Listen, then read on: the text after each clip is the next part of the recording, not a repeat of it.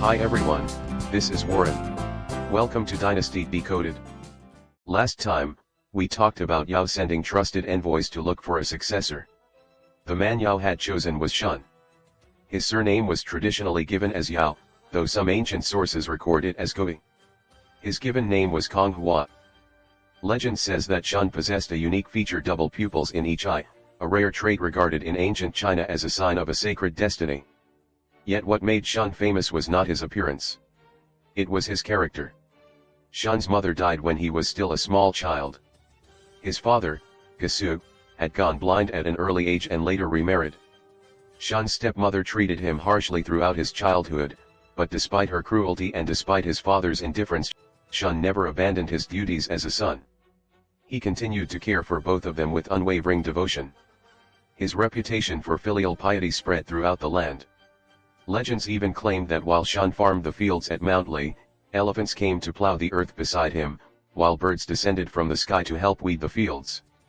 Later, when he lived near Leis, teaching the local fishermen, the people learned to cooperate instead of competing.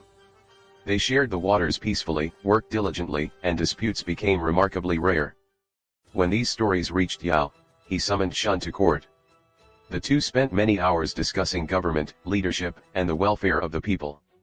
The more Yao listened, the more convinced he became. This was the man he had been searching for. He invited Shun to govern the realm alongside him. Shun accepted. The two men began sharing the responsibilities of governing the empire. Yet Yao understood that wisdom alone would not guarantee a smooth succession. Although Shun was descended from the Yellow Emperor's royal lineage, generations of decline had reduced his family to little more than commoners. Among the nobility, there would inevitably be officials who looked down upon him because of his humble circumstances. Some might even obstruct his policies simply because of his birth. Yao decided to remove that obstacle before it could arise. After observing Shun govern for a time and confirming that he truly possessed the qualities of a future ruler, Yao married two of his own daughters, Yihuang and Nuying, to him. The marriage strengthened Shun's legitimacy, binding him directly to the imperial house. Shun, meanwhile, began assembling his own administration. At his recommendation, Yao appointed two groups of exceptionally talented young officials, remembered collectively as the 8 Yuan and the 8 Kai, to assist in governing the state. Yao had long known of their abilities. So why had he never promoted them before? The answer was political. Had Yao appointed them himself years earlier, they would have become Yao's loyal ministers. Instead, he deliberately allowed Shun to discover, evaluate, and recommend them. In doing so, Shun earned both the credit for recognizing their talent and the gratitude of rewarding them with office. Their loyalty would naturally belong to Shun. It was another carefully calculated step to ensure that the eventual transfer of power would proceed without turmoil. With capable officials now in place, Shun quickly brought the government into efficient order. Only one difficult matter remained. 4 senior officials from the reign of Emperor Yi still occupied positions of influence. Kong Ren, Huandu, the leaders of the 3 Miao, and Gun. Each had committed serious errors in the past. Yet Yao had never punished them. Some ministers quietly questioned why. The reason was simple. All 4 had been trusted appointments made during Emperor Yi's reign. Had Yao removed them after taking power, many would have concluded that his elder brother had been incapable of judging character. Yao refused to stain his brother's legacy. So he endured the criticism and left the matter unresolved. Now, however, circumstances had changed. Shun was preparing to inherit the throne.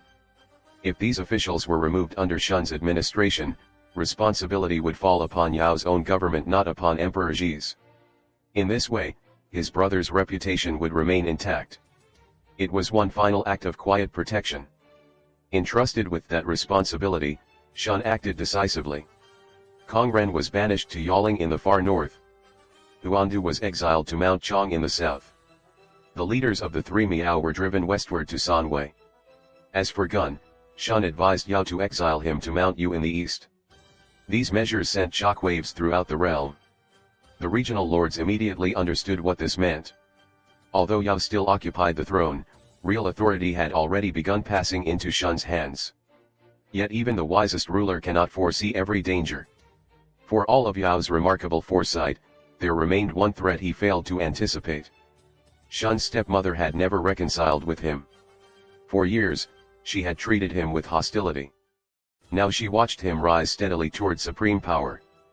Fear began to consume her. What if, once he became ruler, he sought revenge? The thought would not leave her. Finally, she reached a terrible conclusion. If she wished to survive, she would have to strike first. One day, after Shun returned home, his stepmother greeted him with what seemed like a simple request. "The roof of the granary is leaking," she said. "Would you climb up and repair it?" Shun thought nothing of it. As always, he readily agreed. But the moment he reached the roof, his stepmother pulled away the ladder. Then she piled firewood beneath the granary, and set it ablaze. Within moments, flames began climbing toward the roof. Shun looked down. There was no escape. The granary stood far above the ground. To jump would almost certainly mean death, or, at the very least, crippling injury. Thinking quickly, he removed the broad bamboo hat from his head. Holding it with both hands, he spread it above himself like a pair of wings and leaped. According to legend, the hat caught the air. Instead of plummeting to the ground, Shun drifted safely downward, landing without injury. He had escaped death once again. His stepmother could hardly believe it. If fire could not kill him, then she would simply have to devise another plan. Soon afterward, she approached him with another request. "The well has run dry," she said. "Would you climb down and dig a little deeper?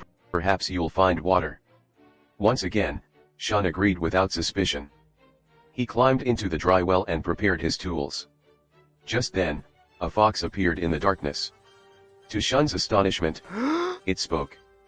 "Come with me, quickly. Your mother and your younger brother have no intention of finding water. They're planning to bury you alive." Shun stared at the animal in disbelief. A talking fox. For a brief moment, curiosity nearly overcame caution. But before he could ask another question, earth and stone suddenly began raining down from the mouth of the well. His stepmother and his younger brother had begun filling it in. The fox had spoken the truth. If he remained where he was, he would either be crushed beneath the falling rocks or entombed alive. The fox called out again. "Don't just stand there. I've already dug a tunnel. Follow me." Without another moment's hesitation, Shun hurried after the fox. The narrow passage led away from the well, eventually bringing him safely back to the surface. For the second time, Shun escaped a carefully planned attempt on his life. When news of these incidents reached Yao, his conviction only deepened. Surely, he thought, heaven itself was protecting this man. After governing alongside Shun for 8 years, Yao reached the most important decision of his life. He relinquished the throne. Not to his own son, Danzu, but to Shun. It was an extraordinary choice. Yao understood that Danzu lacked the qualities required of a ruler. He had already witnessed the consequences of placing inheritance above ability. His own elder brother, Emperor Yi, had lost the throne for precisely that reason. If Yao insisted on passing supreme authority to an unworthy son, the result might one day be civil war. He refused to let that happen. Instead, he chose merit over bloodline. He entrusted the empire to the man he believed was most worthy to govern. Later generations would celebrate this decision as the ideal of abdication, the voluntary transfer of power to the most virtuous and capable successor, rather than to one's own heir. After ascending the throne, Shun established his capital at Puban, and proclaimed the name of his realm, Yu. But inheriting the throne was only the beginning. What challenges awaited Shun as the new son of heaven, and how will this story unfold? You'll have to wait until next time to find out. Thanks for coming to my show. I hope you enjoyed today's story.